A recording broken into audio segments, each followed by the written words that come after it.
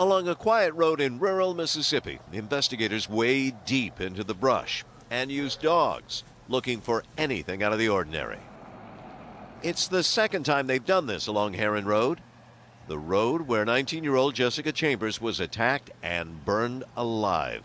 Police tape, churned up mud, and a large pine tree scorched high into its branches marked the place where the teen and her car were found. It's a murder that has both horrified and mystified this small town. I think, one of the greatest fears people have of dying is to die in a fire.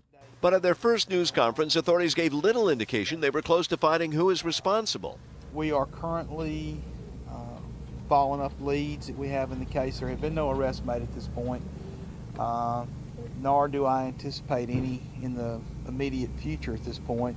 The former high school cheerleader was found barely alive Saturday night after her family says someone may have struck her in the head, doused her and her car with a flammable liquid, igniting it and leaving her burned over 98% of her body.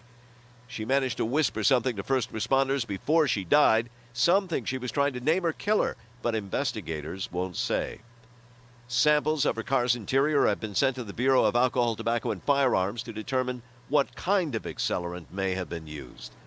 Meanwhile, in this town of 500, where everyone knows everyone, Chambers' death is personal. We are going to stay here till we find out who did it. But at the local gas station where the 19-year-old was seen filling up and buying cigarettes just 90 minutes before she was set on fire, residents and employees wouldn't talk to me on camera, admitting they're scared, fearing the killer is likely local, someone they know, and someone who knows them. Martin Savidge joins us now from Batesville in Mississippi. Martin, what a tragedy. What a mystery. I imagine piecing together the last few hours of Jessica's life will be crucial here. Any progress there? Yeah, it is absolutely crucial, and that's really where the officers have been focused in their investigation. We learned something today talking to the manager of that gas station. He actually interacted with Jessica on that night. He's talked to her many times before. It's a local hangout. He said there was something different about her that night. Call it a sixth sense he kind of had, but then he noted something else. Normally, when she fills up, she buys like $3, $4 worth of gas. Never really any much more than that. That night, she spent $14. She bought 5 gallons worth of gas. She apparently was going to go somewhere. The question is, where and why? Interesting. In a town this small, I imagine, everyone knows everyone. Everyone must have an idea or some notion of what happened. How do they separate the rumors from the facts here?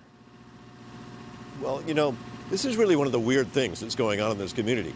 And this is one of the things that was actually brought up at the press conference by the authorities. It is a small town. Typical of small towns, people talk, people say things. Nobody is saying anything here. And that goes to the level of fear. And I really have to underscore that. People here, especially women, are frightened. And no one is going to get any rest until they determine who did this and have them in custody.